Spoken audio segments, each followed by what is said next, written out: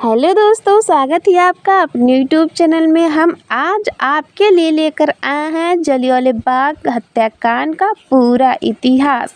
आखिर जलियांवाला बाग हत्याकांड क्यों हुआ, इसके बारे में हम आपको पूरी जानकारी देने वाले हैं। दोस्तों, वीडियो में लास्ट तक बने रहिएगा, सब कुछ बताएंगे। तो देर किस बात की, वीडियो को शुरू करते हैं। 13 अप्रैल साल 1919 अमृतसर का जलियांवाला बाग मानवता को शर्मिंदा कर दिया। यह एक ऐसी घटना बना जो हमेशा के लिए गोरी अंग्रेजों के चरित्र पर काला दाग लगा दिया। इसी दिन जनरल डायर ने हजारों मासूम नियत थे हिंदुस्तानियों पर लगातार गोलियां चलवाई। यही नहीं, उन लोगों के भागने के सारे रास्ते बंद कर दिए गए। मौत के सिवा उनके पास कोई रास्ता नहीं बचा था। आगे जाकर क्रांतिकारी उधम सिंह ने जलियांवाला बाग हत्याकांड में गोली चलाने का आदेश देने वाले जनरल डायर से इस हत्याकांड का बदला भी लिया। लेकिन ये सवाल फिर भी खड़ा हुआ, क्या सच में मरने वाला वही व्यक्ति था जिसने शुरुआत में गोली चलाने का आदेश दिया? क्या है इस हत्याकांड के पीछे की क्रूर सच्चाई? वो कौन सी बात है थी जो घटना के लिए जिम्मेदार थी? आज हम जानेंगे इस वीडियो में दिल दहला देने वाली बातें। दोस्तों, आप हमारे साथ लास्ट तक वीडियो में बने रहिएगा, क्योंकि आज की पीढ़ी जान सके आज़ादी भी उतनी सस्ती नहीं है जितनी आसानी से आज हम लोग एंजॉय कर रहे हैं। जलियांवाला बाग हत्याकांड की भूमिका उस समय बननी शुरू हुई जब अंग्रेजों रॉलेट एक्ट लगाया और देश भर में इसका विरोध हुआ। वो तरीका भी 10 अप्रैल रॉलेट एक्ट का विरोध चल रहा था और अंग्रेजों ने इस एक्ट का विरोध करने के लिए सैफुद्दीन किचलू और डॉक्टर सत्यपाल को गिरफ्तार कर लिया था। रॉलेट एक्ट को उस समय का काला कानून कहा गया था। इस कानून का विरोध महात्मा गांधी ने भी किया था और इसको पास होते ही पूरे देश को जबरदस्त विरोध शुरू हो गया। रॉलेट एक्ट के इस कानून के मुताबिक अंग्रेज बिना किसी जांच पड़ताल के और मुकदमे के जब चाहे किसी भारतीय को गिरफ्तार करके जेल में भेज सकते थे। रॉलेट एक्ट के विरोध में सैफुद्दीन किचलू और डॉक्टर सत्यपाल की गिरफ्तार ने आग में घी डालने का काम कर दिया। का आक्रोश अपने उफान पर था, लेकिन तूफान से पहले वाले शांति छा गई। लोगों ने बड़े प्रदर्शन का विरोध करने के लिए 13 अप्रैल सुबह जलियांवाला बाग में एक बड़ी सभा करने का निर्णय लिया। एक बहुत बड़ा सभा करने का निर्णय लिया। सारे के सारे लोग इकट्ठा होते, वहाँ रॉलेट एक्ट का विरोध होता और साथ ही इन दोनों की गिरफ्तारी के विरोध में स्वयं मुखर हुए। जलियांवाला बाग में 13 अप्रैल को होने वाले इस रैली की खबर जनरल रेजिनाल्ड डायल को पता चल गई। 13 अप्रैल पंजाब में बैसाखी का भी दिन था। वैसे भी पंजाब में बैसाखी बड़े ही धूमधाम से मनाई जाती थी। लोग एक तरफ से बैसाखी का जश्न मना रहे थे और दूसरी तरफ लोगों ने मिलकर एक काम कर रहे थे, यानी जो और लोग थे वे आपस में एक दूसरे से मिल रहे थे और दूसरी तरफ इस सभा की तैयारी चल रही थी।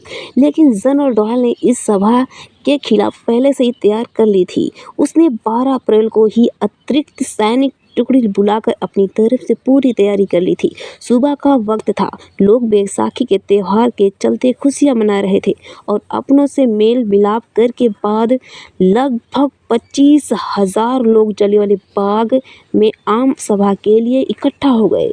इधर जनरल डायर भी अपनी पूरी सैन्य टुकड़ियों को लेकर जलियांवाला बाग की तरफ चल गया।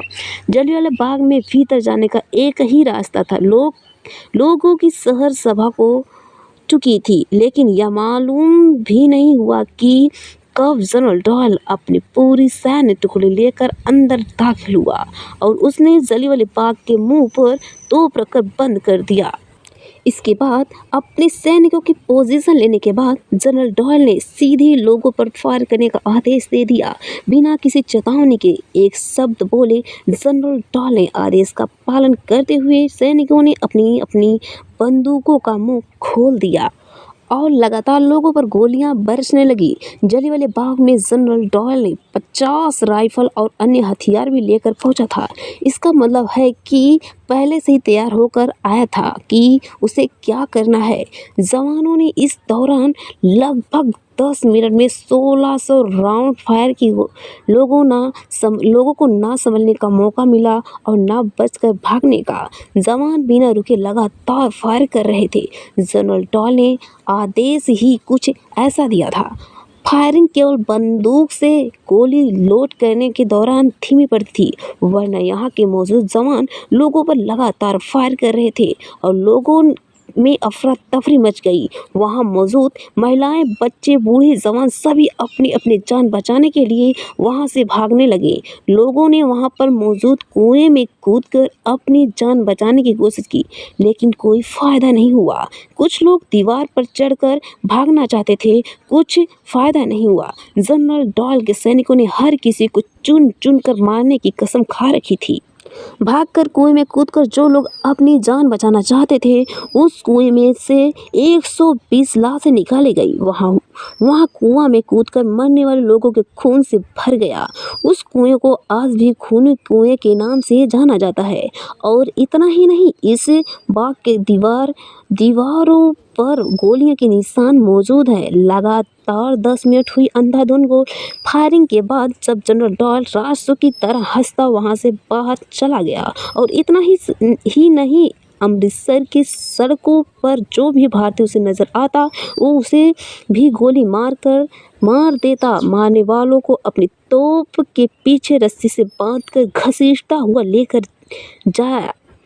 जाता। इस हत्याकांड के बाद अंग्रेजों ने अपने आंकड़े जारी किए। उन आंकड़ों के मुताबिक नरसंहार में 379 लोगों की मौत हुई। असल में मरने वाले लोगों की संख्या कुछ और ही थी। हकीकत में इस हत्याकांड में हजारों लोगों की जानें गई।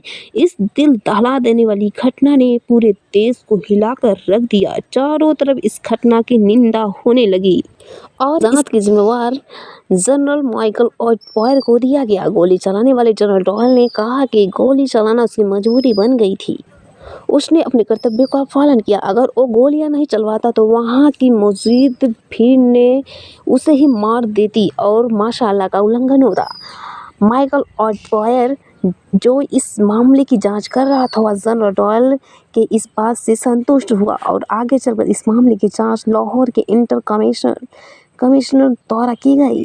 फाइनली इस मामले में जनरल डॉयल को सही माना गया और ब्रिटिश अधिकारियों ने उसे प्रमोशन भी दिया। लेकिन इसके साथ ही फाइनल रिपोर्ट में भी कहा गया कि जनरल डॉयल कभी इंडिया नहीं आएंगे और उसे बीजिंग में ही रहकर सर्विस करनी होगी। और इस हत्याकांड के दौरान सरदार उधम सिंह जलियांवाला में मौजूद थे।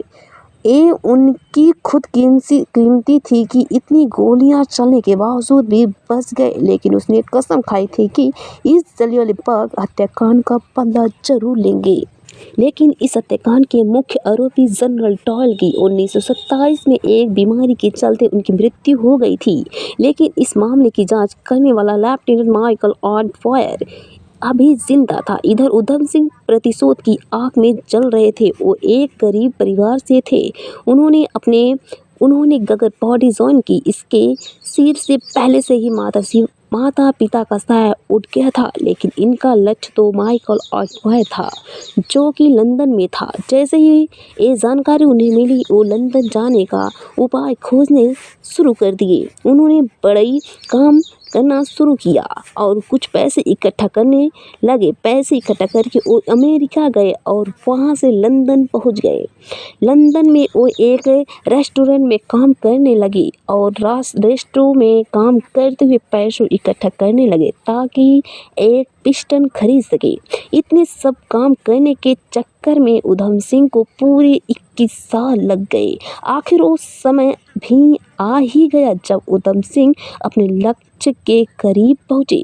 साल 1940 में लंदन के एक क्रिस्टो हॉल में ईस्ट इंडिया एसोसिएशन और रॉयल सेंट्रल एशियन सोसाइटी की मीटिंग हो रही थी। इस मीटिंग में माइकल ऑटपॉयर भी पहुंचा था और उधम सिंह एक किताब में बंदूक रखकर ले गए थे। दरअसल किताबों के पन्नों को उन्होंने बंदूक की आकृति के पीस को काट लिया था और उस पंक्ति में सबसे आगे वाली पंक्ति में वो बैठ गए। माइकल ऑटफायर के आने का इंतज़ार कर रहे थे। जैसे ही माइकल ऑटफायर स्टेज पर आया, ऊधम सिंह ने 3 गोलियां उसके सीने पर उतार दी। वो वहाँ से भागे नहीं, बल्कि वो वहीं खड़े हो गए और उन्होंने कहा 21 साल बाद जलियांवाला बाग का हत्याकांड का बदला ले लिया। ऊधम सिंह वहाँ अपनी गिरफ्तारी दे दी और 31 जुलाई 1940 को उन्हें फांसी दे दी गई। यहाँ एक बात ध्यान देने वाला लायक है, जलियांवाला बाग के हत्याकांड से अंग्रेज़ अफसर जुड़े हुए थे। उनके नाम काफ़ी मिलते जुलते थे। उनमें से जो एक असली गुनहगार था वह पहले ही अपनी बीमारी से मारा गया, जबकि जिसमें गुनहगार जांच के दौरान बचाया उसे अमर शहीद ऊधम सिंह ने मार डाला। हमारी कहानी आज़ादी की लड़ाई में अनगिनत शहीदों ने अपनी प्राणों की आहुति दी है। ये आज़ादी हमें बहुत मुश्किलों से मिली है। अब हमारा ये फ़र्ज़ है कि ये आज़ादी को हमें हमेशा बनाए रखना चाहिए। दोस्तों, मुझे विश्वास है कि ये वीडियो आपको ज़रूर पसंद आई होगी। यदि पसंद आई हो तो एक लाइक और चैनल को सब्सक्राइब जरूर कर देना, ताकि हम आपके लिए इसी प्रकार की वीडियो लाते रहें। तब तक के लिए जय हिंद, जय भारत।